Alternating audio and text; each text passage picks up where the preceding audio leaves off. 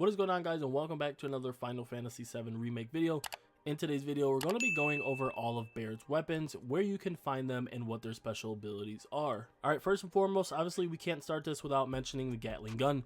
So the Gatling gun is going to be the first weapon that you have available for Barret, and the ability for it is going to be Focus Shot, which does quite a bit of damage.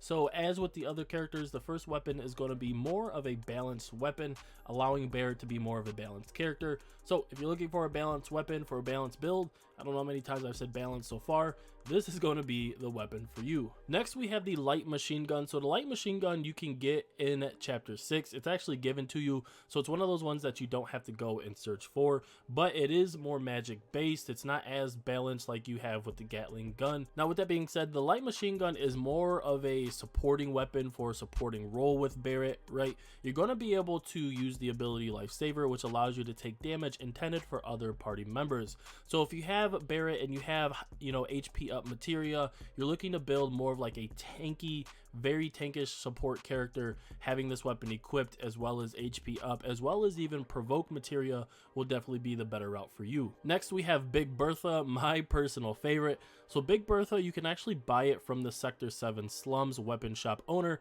in chapter 13. Now the Big Bertha is all about having as much HP as possible. So if you're looking again for more of like a tank build with Barret, you're going to want to equip this, and then of course, use something like HP up, chakra, so that way you can keep Barret's HP topped up, and then of course having steadfast block as well, so that way you can decrease the amount of damage that he's taking. Overall, the Big Bertha is one of my favorite guns. Next, we have the steel pincers.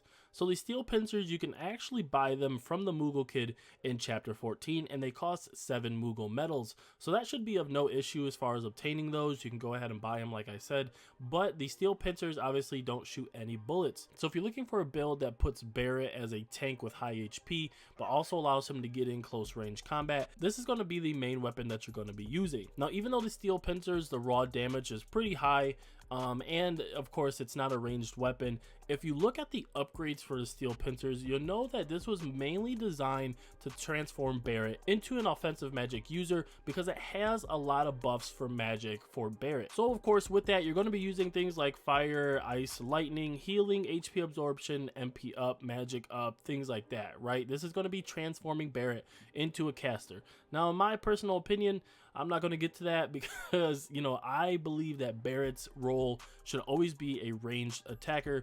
But if you guys have an interesting build for him with the steel pincers, let me know in the comments below. Okay, and then next we have the Wrecking Ball. So the Wrecking Ball is a reward for completing the Subterranean Menace side quest in chapter 14. So if you don't have these, go to the chapter selection, go to chapter 14, and complete the subquest Subterranean Menace. Now, they're very similar to the steel pincers in that they don't do any shooting or bullets or ranged attacks, right? It's more of an up close and personal physical raw damage weapon. Now, with the Wrecking Ball, you also have the ability Smackdown, which takes quite a while to charge up, which is why I don't use it as much, but you can actually use it as an AoE and strike 3 or more enemies, and it does a ton of damage. Okay, last but not least, we have the EKG Cannon. So the EKG Cannon you can actually get in chapter 16. So you'll notice that once you meet the mayor, you can actually talk again to his assistant Halt, and Halt will ask you for some money as a donation. Now you can go ahead and donate this money, which is like I think 10,000 gil, and then once you donate 10,000 gil, you'll actually get the EKG Cannon. Now the EKG Cannon is actually pretty interesting. Now the EKG Cannon is pretty interesting because not only is it good for magic based attacks,